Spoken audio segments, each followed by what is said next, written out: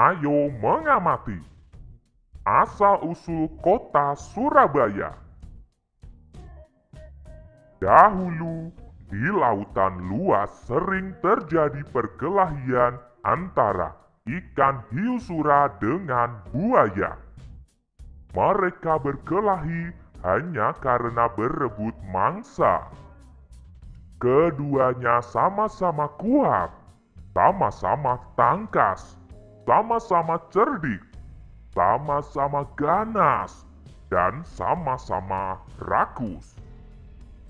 Sudah berkali-kali mereka berkelahi, namun belum pernah ada yang menang ataupun yang kalah.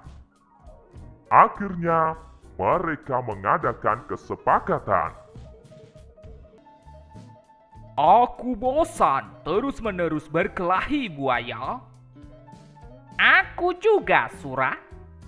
Apa yang harus kita lakukan agar kita tidak lagi berkelahi? Untuk mencegah perkelahian di antara kita, sebaiknya kita membagi daerah kekuasaan menjadi dua. Aku berkuasa sepenuhnya di dalam air dan harus mencari makan di dalam air. Sedangkan kamu berkuasa di daratan dan mangsamu harus yang berada di daratan. Sebagai batas antara daratan dan air, kita tentukan batasnya, yaitu tempat yang dicapai oleh air laut pada waktu pasang surut. Baik, aku setujui gagasanmu itu. Dengan adanya pembagian wilayah kekuasaan, maka tidak ada lagi perkelahian antara sura dan buaya. Keduanya telah sepakat untuk menghormati wilayah masing-masing. Namun pada suatu hari, ikan hiu sura mencari mangsa di sungai.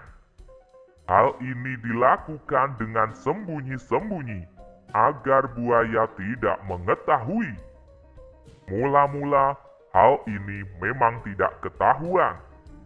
Tetapi pada suatu hari, buaya memergoki perbuatan ikan hiu sura ini. Tentu saja, buaya sangat marah melihat hiu sura melanggar janjinya. Hai Sura, mengapa kamu melanggar peraturan yang telah kita sepakati berdua? Mengapa kamu berani memasuki sungai yang merupakan wilayah kekuasaanku? Aku melanggar kesepakatan? Bukankah sungai ini berair? Bukankah aku sudah bilang kalau aku adalah penguasa di air? Apa? Sungai itu tempatnya di darat, sedangkan daerah kekuasaanmu ada di laut. Berarti sungai itu adalah daerah kekuasaanku. Tidak bisa. Aku kan tidak pernah bilang kalau di air itu hanya air laut, tetapi juga air sungai. Kau sengaja mencari gara-gara, Sura? Tidak. Kukira alasanku cukup kuat dan aku memang di pihak yang benar. Kau sengaja mengakaliku. Aku tidak sebodoh yang kau kira. Aku tidak peduli kau bodoh atau pintar. Yang penting air sungai dan air laut adalah kekuasaanku. Karena tidak ada yang mau mengalah, maka pertempuran sengit antara ikan hiu sura dan buaya terjadi lagi. Pertarungan kali ini semakin seru dan dahsyat. Buaya mendapat gigitan hiu sura di pangkal ekornya sebelah kanan. Selanjutnya, ekornya itu terpaksa selalu membengkok ke kiri. Sementara ikan sura juga tergigit ekornya hingga hampir putus. Lalu ikan sura kembali ke lautan buaya puas telah dapat mempertahankan daerahnya. Pertarungan antara ikan hiu yang bernama Sura dan buaya ini sangat berkesan di hati masyarakat Surabaya. Oleh karena itu, nama Surabaya selalu dikait-kaitkan dengan peristiwa ini. Dari peristiwa inilah kemudian dibuat lambang kota Surabaya, yaitu gambar ikan sura dan buaya. Sekarang, ayo berlatih. Jawablah pertanyaan-pertanyaan di bawah. 1. Mengapa sura dan buaya selalu bertengkar? Sura dan buaya selalu bertengkar karena berebut mangsa dan wilayah kekuasaan. 2. Bagaimana cara mereka menyelesaikan perselisihan mereka?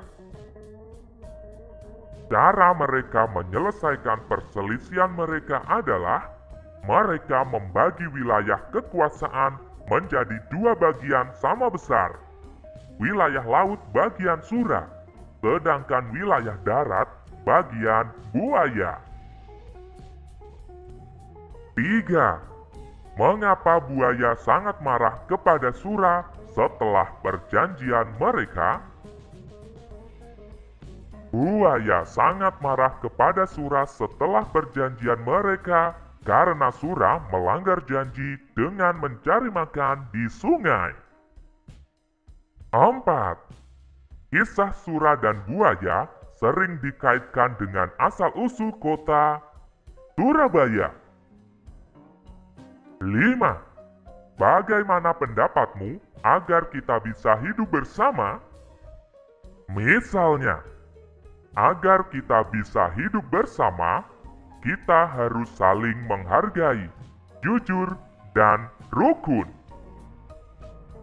Hiu sura dan buaya sepakat membagi 2 wilayah. Bagian laut wilayah Sura, darat wilayah buaya. Ini adalah wilayah yang belum disepakati untuk dibagi 2. Sedangkan ini adalah wilayah yang telah disepakati untuk dibagi 2 sama besar. Wilayah buaya adalah setengah bagian, dilambangkan 1/2. Wilayah Sura adalah setengah bagian, dilambangkan 1/2. Selanjutnya, ayo berlatih. Nyatakan gambar yang diarsir di bawah dalam pecahan. Gambar pertama, yang diarsir 1 bagian. Jumlah semua bagian ada 4 bagian, maka 1/4. Gambar kedua, yang diarsir 1 bagian. Jumlah semua bagian ada 3 bagian, maka 1/3. Gambar ketiga, yang diarsir 1 bagian. Jumlah semua bagian ada 2 bagian, maka 1/2. Sekarang pasangkanlah gambar dengan pecahan yang sesuai. 1/2. Betul.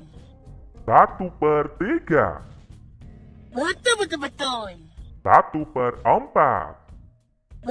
Betul. Setiap siswa harus mengenal makhluk lain. Siti melihat banyak hewan di kebun binatang. Setiap siswa harus menyayangi hewan. Hari ini siswa mengerjakan tugas secara berkelompok. Setiap kelompok harus bekerja sama.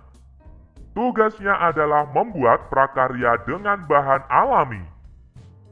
Sebelum membuat prakarya, setiap kelompok menyiapkan bahan. Bahan-bahan yang digunakan adalah tanah liat dan pewarna. Siswa membeli bahan dari pasar. Ayo berkreasi. Buatlah kreasi buaya dari tanah liat. Alat dan bahan. Tanah liat secukupnya. Pelumas bisa menggunakan minyak goreng. Cat, alas, bisa menggunakan triplex, dan lain-lain. Air.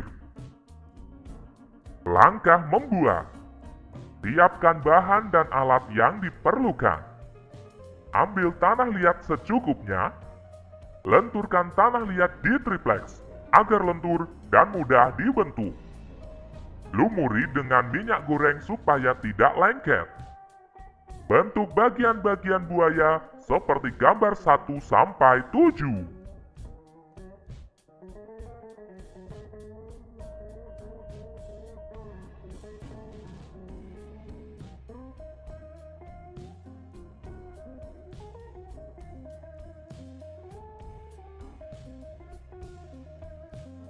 Rapikan dengan tangan dan lumasi minyak goreng agar tidak lengket. Jemur selama 1 sampai 2 hari supaya tidak pecah-pecah. Amplas permukaannya supaya halus. Cat sesuai keinginan dan keringkan. Selamat berkreasi!